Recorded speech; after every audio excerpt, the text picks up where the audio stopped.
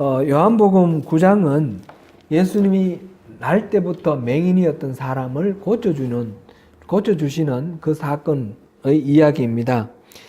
예수님 일행이 이렇게 길을 가시다가 날 때부터 맹인된 한 사람을 봤습니다. 이 사람은 매일 그 자리에서 구걸을 하는 그런 사람이라서 누구나 그 사람이 날 때부터 맹인이라는 사실을 알고 있는 그런 사람입니다. 제자들이 그 사람을 가리키며 물어봤습니다. 저 사람이 맹인이 된 것은 자기 죄 때문입니까? 자기 부모 죄 때문입니까?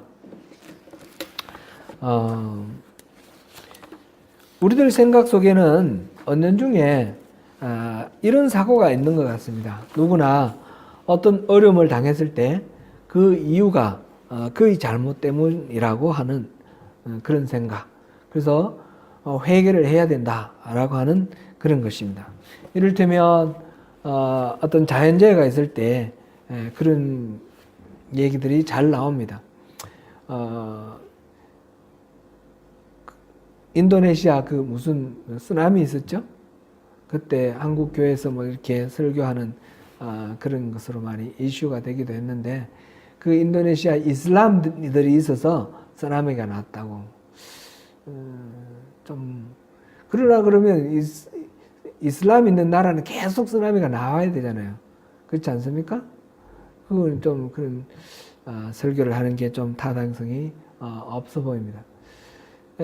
이 크라이처치에 있다가 어느 이제 모임에서 목사님들하고 이제 얘기를 나누는 중에 어떤 목사님이 그런 말씀을 하셨어요. 크라이처치에 죄가 너무 많아가지고 지진이 났다고.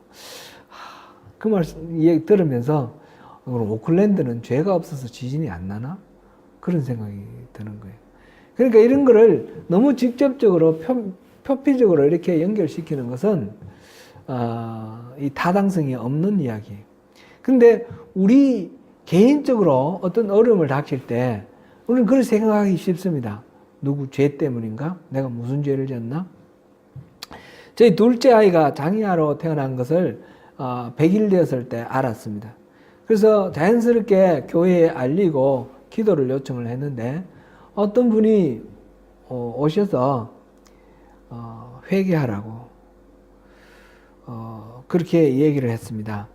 그분은 영적 지도자의 한 분이었기 때문에 굉장히 좀 충격적으로 받아들여졌고 힘이 들었습니다. 화도 많이 났고요. 그래도 이제 무시할 수는 없으니까 혹시나 또 그런 부분이 있나 싶어서 사실 이렇게 회개하려고 돌아보니까 죄가 너무 많잖아요. 저나 여러분들이나 엄밀하게 우리가 회개를 하려고 하면 죄가 너무 많습니다. 그래서 제가 그 죄 때문에 자책감에 빠집니다. 너무너무 힘들었어요. 수많은 죄가 떠올랐습니다. 그러면서 하나님께 원망이 들었습니다. 하나님, 제가 지은 죄 때문에 저 아이가 벌 받는다는 게 이해가 안 됩니다. 제가 지은 죄 때문에 벌을 주신다면 저에게 주셔야죠. 왜 저 아이에게 벌을 주십니까? 그래서 제가 막 하나님께 막 때를 쓰면서 차라리 나를 아프게 해주세요. 그러면서 막 죄책감에 빠지고 막 힘들었던 그런 것이 그러면서 기도했던 것이 생각이 납니다. 예수님께서 날 때부터 맹인이 된 이 사람에게 그 이유가 누구인지 묻는 제자들에게 말씀을 하셨습니다. 그 사람이나 그 사람의 부모의 죄 때문에 그런 것이 아니다. 반드시 누구 죄 때문에 그런 일이 일어나는 것이라고 하는 그런 식으로 우리가 스테레오타이프적으로 생각할 필요가 없다라는 거죠. 하나님의 영광이 하나님이 일하시는 것을 통해서 드러나도록 하시기 위해서 하나님이 하시는 일을 나타내시기 위해서 그렇다라고 말씀을 하셨습니다. 예수님께서는 그래서 그 사람의 눈을 뜨게 해주셨습니다. 땅에 침을 뱉어가지고 흙을 이렇게 침을 뱉어 진흙을 개어서 그 흙을 그 사람의 눈에 발라주고 실로암 물가에 그 연못가에 가서 씻으라. 그래서 이 사람이 그 말 듣고 예수님 말씀 듣고 실로암 목가에 가서 눈을 씻었더니 눈이 떠졌습니다. 날 때부터 맹인이었는데 눈이 떠졌습니다. 사람들은 다 이 사람이 원래 맹인이었던 것을 알고 있고 구걸하던 사람이 이렇게 알고 있었으니까 이 사람이 눈을 뜨니까 아주 난리가 났습니다. 그래서 모두들 웅성웅성하고 이 사람에 대해서 막 또 주위에 둘러서서 이런 얘기 저런 얘기 합니다. 그래서 이 사람을 데리고 바리새인들에게 갔습니다. 그래서 바리새인들하고 예수님하고 그다음에 이제 논쟁이 일어나고 그다음 갈등이 일어나는 그런 일이 이후에 계속 전개됩니다. 이후에 바리새인들은 예수님께서 안식일 날 일을 했다고 해서 안식일을 지키지 않는 이 사람은 죄인이다 해서 죄인이 그런 기적을 베풀었을 리가 없다. 이래서 당사자 눈이 뜬 그 사람에게 직접 불러가지고 너 어떻게 해서 눈이 떠졌냐 그렇게 물어보고 그다음에 부모를 불러서 이 사람이 날 때부터 맹인이었던 게 맞느냐 물어보고 다시 또 그 당사자를 재차 불러가지고 무슨 일이 있었느냐 물어보고 이런 식으로 난리 법석을 피웁니다. 분명히 날 때부터 맹인이었던 사람이 눈을 떠서 그 현장에 있는데 그것을 믿지 못하는 거죠. 안식일을 범하는 죄인이 이런 기적을 베푼다는 게 이해가 안 되고 그들의 머리로는 유사이래로 날 때부터 맹인이었던 사람이 눈 뜬 적이 없습니다. 그런 기록이 없습니다. 이거는 보통 일이 아닙니다. 그래서 현실적으로 일어난 일을 믿지 못하고 혼란에 빠져서 나중에는 눈 뜬 이 사람을 쫓아냅니다. 화를 내고. 이 사람이, 너희들이, 나는 예수님을 믿는데 당신들도 믿으려고 하느냐? 왜 그렇게 물어보냐? 이렇게 질문하니까 화를 내서 쫓아보냈죠. 예수님께서는 그 사람이 쫓겨났다는 소리를 듣고 그를 만나서 그 다음에 대화를 나누는데 그 대화 내용이 오늘 우리가 읽어본 이 35절부터 41절까지입니다. 우리 전체를 다 읽어볼 수가 없어서 우리 그렇게 한번 돌아봅니다. 예수님이 날 때부터 맹인이었던 사람이 눈을 뜨게 해주신 이 사건, 이것은 단순한 기적의 하나가 아니었습니다. 요한복음에는 여러 가지 기적이 나오는데 7가지 기적이 나옵니다. 이 기적은 전부 다 표적이다 이렇게 표현이 되어 있습니다. 이 표적이라는 말은 시그널, 가리키는 거라고 그랬지 않습니까? 이것은 단순한 기적이 아니라 뭔가를 가리키는 사인이라는 거죠. 예수님이 누구신지를 가리키는 사인입니다. 이것은 요한복음 8장에 나오는 그 말씀하고 연결이 되어 있습니다. 요한복음 8장 12절에서 예수님께서는 나는 세상의 빛이다 그렇게 말씀을 하셨습니다. 빛이 있으므로 우리가 서로 볼 수 있죠. 만약 여기 지금 스위치를 내려버리고 빛이 없으면 우리 볼 수 있습니까? 없습니까? 분명히 앉아 계셔도 보이지 않습니다. 빛이 있음으로 서로를 볼 수 있습니다. 예수님께서 계심으로 우리가 모든 것들을 분별할 수 있는 그런 능력이 생긴다라는 그런 말씀입니다. 예수님이 바로 그렇게 세상의 빛처럼 분별할 수 있는 능력이 있다는 것을 이 날 때부터 맹인이었던 이 사람 눈을 떠서 피지컬리 눈을 떠서 이 사람 못 보는 사람이 보게 하는 이 사건을 통해서 영적으로 보지 못하는 사람들에게 이제 영적으로 눈을 떠서 볼 수 있도록 하는 그런 역할을 예수님께서 하시겠다라고 선언을 하시는 것입니다. 39절 우리 같이 한번 우리 오늘 본문 39절 보겠습니다. 같이 읽어봅니다. 시작. 예수께서 이르시되 내가 심판하러 이 세상에 왔으니 보지 못하는 자들은 보게 하고 보는 자들은 맹인이 되게 하려 함이라 하시니 보지 못하는 자들은 보게 하고 라고 말씀하셨습니다. 영적 분별력이 없는 자들에게 영적 분별력을 주셔서 영적으로 볼 수 있도록 하겠다 하시는 것입니다. 이런 분별력이 있으면 참 좋겠습니다. 영화, 제가 보니까 007 영화에 그런 거 있었던 것 같아요. 어떤 목적지로 들어가는데, 깜깜한 밤인데요. 들어가면, 이 자연 뭡니까? 레이저로 하는 이 경보기가 있습니다. 경보기가 있어서 들어가면 저절로 경보가 울리는. 그런데 이 장비를 꺼내가지고 눈에 이 쌍안경 같은 거를 탁 대니까 이 레이저가 어디서 어디로 가는지 이렇게 다 보이는 거예요. 깜깜할 때는 아무것도 안 보일 때는 갈 수가 없지만 레이저가 보이니까 그것을 피해서 이렇게 지나가는 그런 것을 이렇게 영화에서 본 기억이 나죠. 제가 군대에 있을 때에 저는 전방에서 보초를 서는 일을 주로 많이 했습니다. 철책선에는 환하게 이렇게 등을 켜놨습니다. 밤새도록 환하게 개미 기어가는까지 다 보이게 불을 켜뒀습니다. 그때는 또 다르고요. 깜깜한 곳에 그러니까 철책선 바깥에서 중간에 이제 이렇게 또 보초 서는 데가 있습니다. 그런데 민통선 안쪽에 그런 데서 보초를 서거나 아니면 또 매복을 서는 경우가 있습니다. 이제 적들이 잘 들어오는 그런 침입 통로 거기에 주기적으로는 아니고요. 불규칙적으로 일주일에 한 2번, 3번은 가서 밤을 새면서 매복을 씁니다. 매복을 쓰는데 그럴 때는 완전히 깜깜합니다. 특별히 비가 오는 날이라든지 아니면 비는 안 오더라도 구름 낀 날 그럴 때는 완전히 깜깜해서 눈앞도 한 치 앞이 보이지 않는 그런 상황이 있습니다. 요즘은 어떤지 모르겠지만 제가 군 생활할 때만 해도 많이 세월이 뭐 5년 전이니까 오래됐잖아요.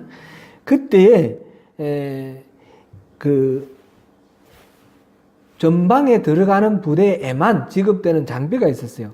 야간 투시경이 있었어요. 중대에 한 대 정도 나왔습니다. 그럼 많이 나오는 것도 아니고 우리 매복 들어가고 하는 이 철책선 지키는 사람들은 그것도 필요 없습니다. 왜냐하면 환하게 불 켜져 있으니까.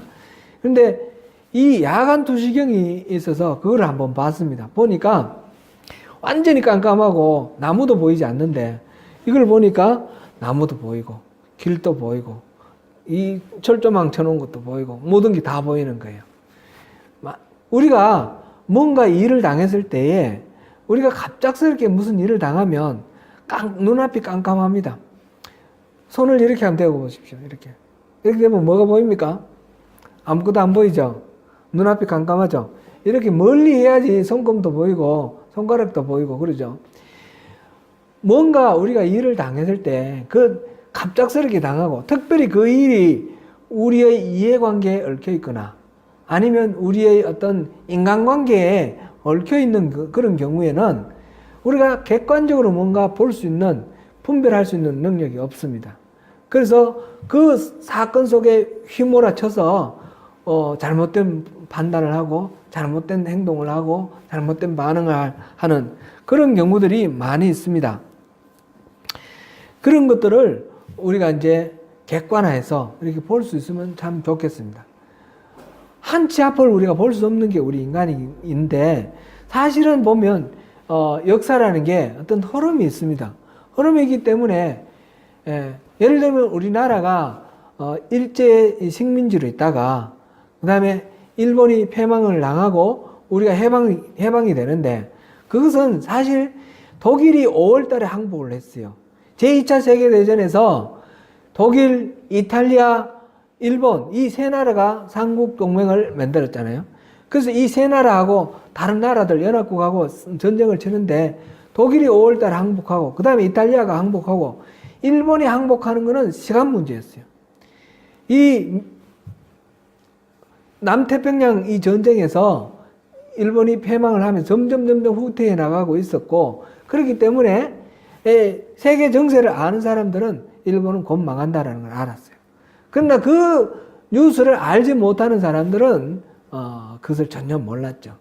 영화 암살을 여기서 본 적이 있어요. 오클랜드 와서 본 것 같은데 그런가요? 아니요. 그랬던 것 같습니다. 근데 암살 마지막 장면이 기억납니다. 그 독립운동을 하다가 배신을 해가지고 일본 경찰이 된 사람 있잖아요. 이정재가 나온 그 염석진이라는 그 인물. 그 사람이 배반을 해가지고 동료들을 죽였습니다. 그리고 이제 해방이 됐죠. 해방이 돼서 이제 반민특위 거기에 걸려가지고 재판을 했는데 증거가 없어서 나왔어요. 나왔는데 옛날에 그 김구 선생으로부터 이제 명령을 받은 사람이 있었어요. 그 사람은 염석진이가 스파이니까 염석진을 죽여라.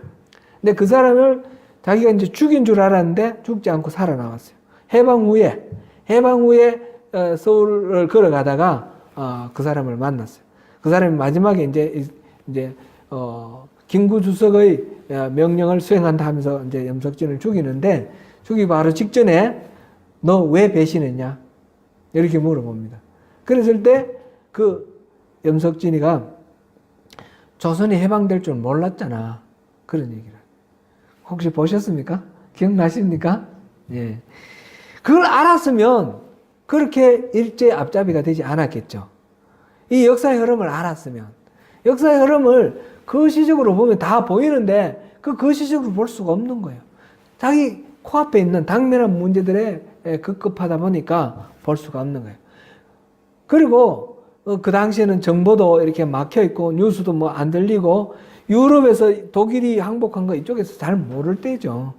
요즘 같으면 다 알 수 있을 때지만 우리 인생에 어떤 어려움이 생겼다라고 한번 생각해 보세요. 모든 일들이 사실은 하나님이 섭리하지 아니하시는 그런 일이 있습니까? 그런 건 없어요. 모든 일들이 다 하나님은 섭리하십니다. 하나님은 전지하시고 하나님은 전능하십니다. 그렇기 때문에 제가 당한 어떤 일이 있다 그러면 그 일에 하나님이 몰라서 그 일이 발생했을 경우는 없을 것입니다. 그리고 하나님은 전능하십니다. 하나님이 이 해결책이 없어서 그런 일이 불가피하게 발생한 그런 일은 없을 것입니다. 하나님은 전지하시고 전능하시기 때문에 다 알고 계시고 해결할 방법을 갖고 계실 것입니다. 그럼에도 불구하고 우리에게 해결하기 어려운 일이 있습니다. 그런데 하나님은 본성이 사랑이십니다. 저를 사랑하십니다. 여러분들 사랑하십니다. 그런데 우리에게 감당하기 어려운 시련이 있다 그러면 하나님이 사랑하시는 우리에게 그런 시련이 있다 그러면 그것도 하나의 사랑의 표현이 아니겠나 우리가 생각할 수 있습니다. 그런데 그 일을 당했을 때는 도무지 알 수가 없습니다. 왜 이런 일이 일어난지 알 수가 없고 어떻게 해야 해결되는지 그것도 알 수가 없습니다. 하나님이 안 계신가? 하나님이 나를 버리셨나? 이런 식의 생각들도 우리 부지기수로 듭니다. 만약 우리가 그 모든 일들의 배후에서 일하시는 하나님을 다 볼 수 있다면 하나님의 계획을 알 수 있고 하나님 뜻을 알 수 있고 하나님의 그 방법 다 알 수 있다 그러면 우리가 어떤 상황이 되더라도 우리가 주눅들거나 또는 위축되거나 우리가 하나님을 원망하거나 그렇게 하지 않을 것입니다. 하나님이 모든 것들을 다 보여주신다면 우리가 그 밤에 깜깜한 밤에 한치 앞을 볼 수 없는 그런 시간에 야간 투시경을 보면 다 보이는 것처럼 우리가 이 세상 살면서 한치 앞을 볼 수 없는 그런 상황 속에서 하나님이 주시는 영적 분별력으로 모든 것들을 분별할 수가 있다면 이 일의 배후에 뭐가 있는지 이 나를 이렇게 대하는 이 사람의 배후에 뭐가 있는지 하나님이 이 일을 통해서 뭘 이루기를 원하시는지 이런 것을 다 알 수 있다면 얼마나 좋겠습니까? 그래서 우리가 영적 분별력을 구하는 것이고 사모하는 것입니다. 여러분들도 영적 분별력을 사모하십니까? 아멘. 이 영적 분별력은 바로 하나님의 시선으로 보는 것입니다. 이렇게 눈앞에 눈을 캄캄하게 만드는 내 자신의 관점, 내 자신의 어떤 그런 능력, 그것만으로는 볼 수 없는 것을 하나님의 시각을 가지고 객관화해서 멀리서 그것을 바라볼 수 있는 그런 능력, 그것이 바로 영적 분별력입니다. 하나님께서는 우리에게 영적 분별력을 주시기를 원하십니다. 오늘 예수님의 말씀이 바로 그것입니다. 보지 못하는 자들은 보게 하겠다. 보지 못하는 자들은 보게 하시는 것이 예수님의 그 의도이고 소원이고 속마음입니다. 그러나 이어서 우리가 39절부터 40절까지 41절까지 다시 읽어보겠습니다. 39절 다시 읽어보면서 39절부터 41절까지 읽어보겠습니다. 시작. 예수께서 이르시되 내가 심판하러 이 세상에 왔으니 보지 못하는 자들은 보게 하고 보는 자들은 맹인이 되게 하려 함이라 하시니 바리새인 중에 예수와 함께 있던 자들이 이 말씀을 듣고 이르되 우리도 맹인인가? 예수께서 이르시되 너희가 맹인이 되었더라면 죄가 없으려니와 본다고 하니 너희 죄가 그대로 있느니라. 아멘.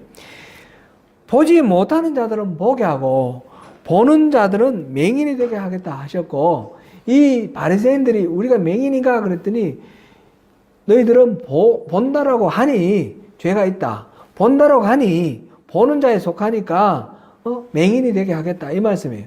실제로 이 사람들이 볼 수 있는 능력이 있습니까? 그렇지는 않습니다. 그런데 스스로 본다라고 말하는 것입니다.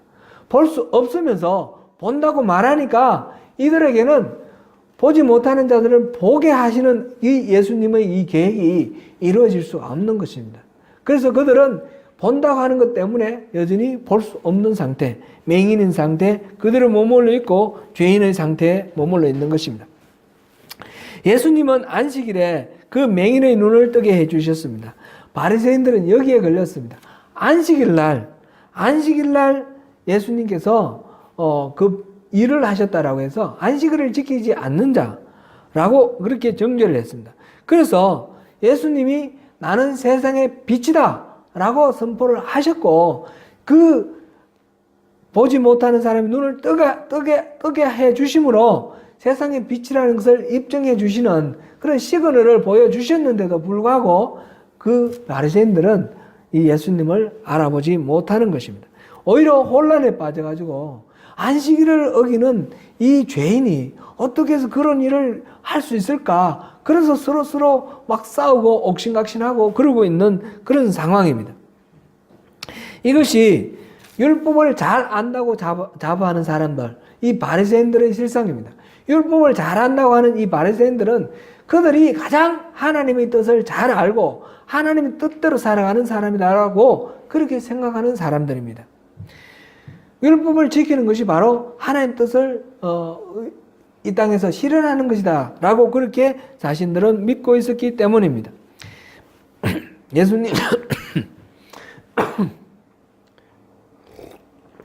예수님께서는 바리새인들의 이 문제를 드러내기 위해서 안식일날 병자를 고치셨습니다. 만약 안식일 아닌 날 병자를 고치셨으면 이 바리새인들이 그걸 가지고 시비를 걸지 않았을 것입니다. 안식일 날이었기 때문에 시비를 걸었고, 그것으로 인해서 자신들이 지금 하나님 뜻을 알고 가장 하나님을 사랑한다라고 했던 그 자신들의 신념이 잘못되어 있다는 것을 예수님께서 드러내 보여주시는 것입니다. 예수님이 태어나셨을 때 오랫동안 메시아를 기다렸던 시므온이라는 그런 선지자가 있었습니다. 그 사람이 성령이 충만해서 하나님을 찬송하며 예수님을 축복을 했는데, 누가복음 2장 34절에 이렇게 표현되어 있습니다. 이는 이스라엘 사람을 패하거나 흥하게 하며 비방을 받는 표적이 되기 위하여 세움을 받았고, 예수님을 통해서 예수님에 의해서 흥하거나 패하는 갈림길이 된다는 거죠. 예수님이 말하는 걸림돌이 되어가지고 비방을 받는, 비방이 받는 표적이 되어서 예수님은 그런 용도로 세움을 받았다는 거죠. 예수님이 이런 말씀을 안 하셨으면 바리새인들은 여기 걸리지 않았고 문제가 무엇인지 모르는 상태에 넘어갔을 것입니다. 그런데 예수님의 이 안식일날 일하신 이 걸림돌에 걸려가지고 자기들이 뭐가 잘못된 것인지 그들의 정체가, 실체가 드러나게 된 것입니다. 바리새인들은 그 속에 배우고자 하는 그런 마음, 겸손함이 없었습니다. 그들은 다 안다고 생각했고 하나님하고 가장 가깝다라고 그렇게 자부했습니다. 지금 구체적으로 예수님께서 오셔서 내가 세상의 빛이다 말씀하셨고, 이 날 때부터 맹인된 사람이 눈을 뜨게 해주셨습니다. 그런데 이 사람들은 자기들은 모든 거 다 알고 있는데 이런 일은 없다라는 거죠. 현실적으로 일어난 이 일을 받아들이지 못하고 이거를 이해할 수가 없습니다. 이것을 통해서 예수님이 어떤 분이신지 그것을 알게 하는 게 예수님의 계획이죠. 예수님의 시그널 7가지 기적은 예수님이 누구신지, 나는 세상의 빛이다, 나는 생수다, 뭐 이렇게 예수님께서 말씀하시죠. 예수님이 말씀하시는 이 7가지 그 스스로를 나타내시는, 이걸 계시라고 그러지 않습니까? 계시, revelation, 감추어진 것을 드러내는 것. reveal이라는 동사의 명사형이 revelation, 계시 아닙니까? 그래서 예수님께서 이렇게 드러내 보여주시고 가르쳐 주시는데, 이 사람들은 자기의 생각이 꽉 차 있어 가지고 예수님이 어떤 분이신지 알려고 하는 마음이 없고 그것을 받아들이려고 하는 마음이 없습니다. 그들은 종교적인 모양을 가지고 있지만 실제로는 하나님과의 친밀한 교제도 없고 중심에서부터 하나님의 주권적 통치 안에 살아가고자 하는 그런 마음도 없는 이 바리새인들의 실체, 이것을 드러내 보이신 것입니다. 요한계시록 3장 라오디게아 교회에 보낸 예수님의 편지에 나오는 그 이야기 우리가 여러 번 우리가 봤기 때문에 기억하십니다. 그들은 예수님께서 그들에 대해서 말씀하시기를 요한계시록 3장 17절에서 내가 말하기를 나는 부자라 부유하다 부족한 것이 없다 하나 내 공고한 것과 가련한 것과 가난한 것과 눈먼 것과 벌거벗은 것을 알지 못하는도다. 예수님께서 그렇게 말씀하셨습니다. 자기 문제를 스스로 아는 것이 문제 해결의 열쇠입니다. 정확한 현실 인식이 그 문제를 해결해 나가는 기초입니다. 스스로 무자라고 부유하여 부족한 것이 없다고 하는 이 사람들에게는 해결책이 없습니다. 그들에게 예수님께서 너희들이 공고하고 가련하고 가난하고 눈멀었고 벌거벗었고 그렇다는 사실을 알아라 말씀해 주시는 거죠. 현실에 대해서 먼저 눈을 뜨고 인식할 수 있도록 그렇게 말씀하십니다. 하나님은 교만한 자를 대적하십니다. 교만함의 대표적인 모습이 배우고자 하는 자세입니다. 우리 신앙생활을 하면서 하나님의 백성이면서도 놀라운 하나님의 일하심을 보고도 배우려고 하는 마음이 없는 경우들을 많이 봅니다. 자신들이 다 안다고 생각합니다. 특별히 이 경건의 훈련을 이렇게 하다 보면 다 아는 내용입니다. 그렇기 때문에 재미없습니다. 예를 들면 기도에 대해서, 기도 뻔한 거죠. 금식에 대해서 뻔한 거죠. 그런데 우리가 교회에서 훈련하는 것은 지식을 배우는 것이 아니고 그것을 우리 몸에 익히는 것입니다. 신앙에 대한 것을 우리의 몸에 익히는 것입니다. 신앙이 뭐라고 했습니까? 신앙은 지적으로 그게 그렇다 믿는 그런 믿음, 그것을 말하는 것이 아니라고 그랬습니다. 지적 동의가 아니라는 것입니다.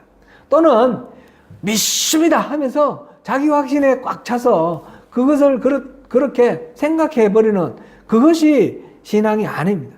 신앙이라는 것은 우리의 주인 되신 예수 그리스도, 우리의 주인 되신 하나님이 우리 삶의 참된 주권자이심을 우리가 믿고 하나님께서 우리 인생을 섭리하시는 것을 믿고 그 하나님을 신뢰함으로 하나님께 우리 인생을 걸어버리는 것이 그것이 신앙인 것입니다. 그러니까 신앙은 살아가는 삶이 신앙입니다. 살아갈 때 어떤 식으로 살아가느냐, 하나님의 방식으로, 하나님 기뻐하시는 방식으로, 그것을 위해서는 우리가 친밀하게 하나님과 교제하면서 하나님 뜻과 하나님의 길을 분별하는 영적 분별력이 필요한 것입니다. 이 영적 분별력은 우리가 여러 가지를 우리가 봤지만 결국은 이것은 훈련을 통해서 계속해서 반복하면서 우리 삶에 익히고 몸에 익히고 우리 습관화 만들고 하는 그런 것들이 필요한 것입니다. 이 마음, 우리가 이거 안다라고 하는 마음을, 그 생각을 내려놓고 끊임없이 새롭게 또 접근하고 새로운 것을 깨달아가고 또 훈련하고 적용해 나가는 그런 것들이 우리에게 꼭 필요한 것입니다.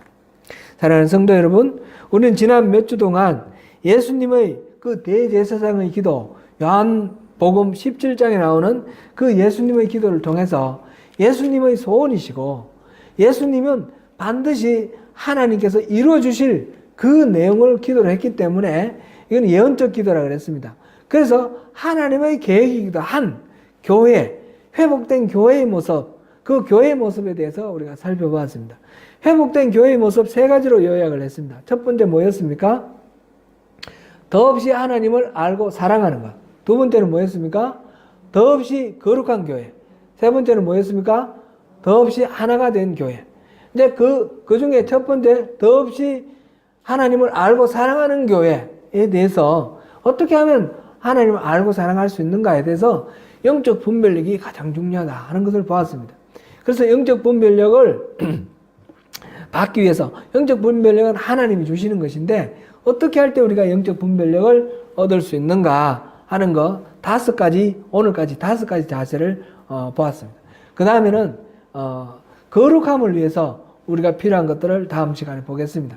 물론 영적 분별력으로 이거로 끝나는 게 아닙니다. 계속해서 우리가 기회가 있을 때마다 또 보겠지만 영적 분별력을 누리기 위해서 우리가 지녀야 할 자세 첫 번째 뭐였습니까? 유일하신 하나님으로부터 오는 인정, 칭찬, 영광 그것만 구하는 그런 자세입니다.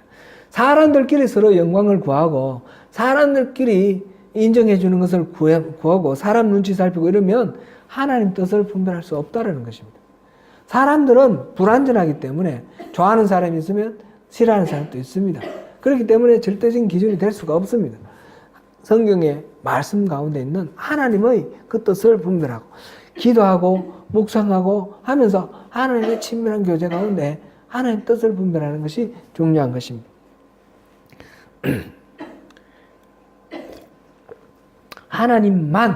하나님만 인정해주면 나는 됐습니다. 그렇게 하는 그 하나님의 영광, 그걸 구하는 자세. 두 번째로는 뭡니까?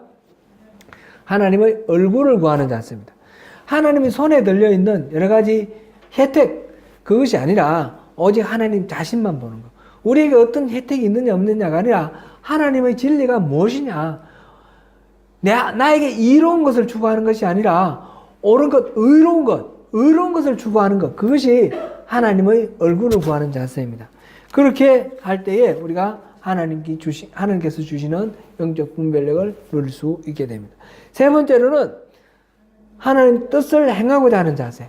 예수님께서 하나님 뜻을 분별하고 순종할 때에 하나님께서 더 풍성하게 또 인도하신 것처럼 우리가 하나님 우리에게 뭔가 사인을 주실 때 순종을 하면 더 큰 사인을 보여주십니다. 우리가 이제 주님이 증거를 보여주시면 믿겠습니다. 그러면 평생 가도 믿을 수가 없습니다. 조그만 뭔가 사인이 있을 때 우리가 믿고 순종하고 따르면 그 다음부터 증거가 나옵니다. 순종할 때 하나님 과연 계셨고 우리를 사랑하셨고 하나님 일하셨구나 라는 것을 우리가 알게 되는 것입니다. 순종하는 뜻, 순종하는 마음, 그것이 영적 분별력을 얻게 합니다. 네 번째는 뭐였습니까? 지난주에 하는 건 하나님의 말씀을 생명처럼 여기고 말씀 앞에 떠는 말씀 앞에 두려워하고 떠는 그런 마음, 하나님을 경외하는 그런 마음으로 우리가 주님 앞에 설 때 영적 분별력을 갖고 있습니다. 예수님께서 예수를 믿는 사람들에게 그렇게 말씀하셨습니다. 너희들이 믿는데 소속이 다르다. 나는 하늘에서 왔고 너희들은 땅에서 났다. 너희들의 아비 마귀들이라. 이렇게 말씀을 하셔요. 예수님을 믿는다라고 하는 사람들인데 왜 그런 평가를 듣습니까? 믿는데 예수님의 말씀 앞에 자기들이 취사 선택을 하는 거예요. 자기들의 견해와 평소 소신에 맞으면 이게 은혜가 되고 그렇지 않으면 배척해버리는 거예요. 우리가 신앙생활 할 때도 그렇지 않습니까? 그런 경우들이 있습니다. 설교를 듣고 또 성경 공부를 할 때도 내가 평소에 생각하는 거 그것하고 일치하면 할렐루야 하는데 내가 평소에 생각하던 거하고 다르면 뭐 그런 게 있어. 우리가 거절해버리는 그런 경우도 있습니다. 많습니다. 이 하나님 말씀, 이것이 성경에 기록된 말씀이면 우리가 두렵고 떨리는 마음으로 그 말씀을 대해야 한다라는 것을 우리가 봤습니다. 오늘 다섯 번째는 배우고자 하는 겸손한 마음입니다. 그거는 네 번째하고도 연결이 되죠. 하나님 말씀 앞에 두려워하고 떠는 자세, 그것이 바로 배우고자 하는 자세하고 연결이 됩니다. 그래서 하나님 말씀 앞에 우리가 항상 깨어있고 또 엎드리는 그런 겸손한 그런 자세, 그럴 때에 영적 분별력을 우리에게 허락하십니다. 사랑하는 성도 여러분, 오늘도 그 은혜로 영적 세계에 대해 더 밝은 그런 분별력을 가지고 지혜롭게 살아갈 수 있는 그런 하나님 나라의 백성으로 그렇게 그 복을 누리시는 저와 여러분 되시기를 축원합니다.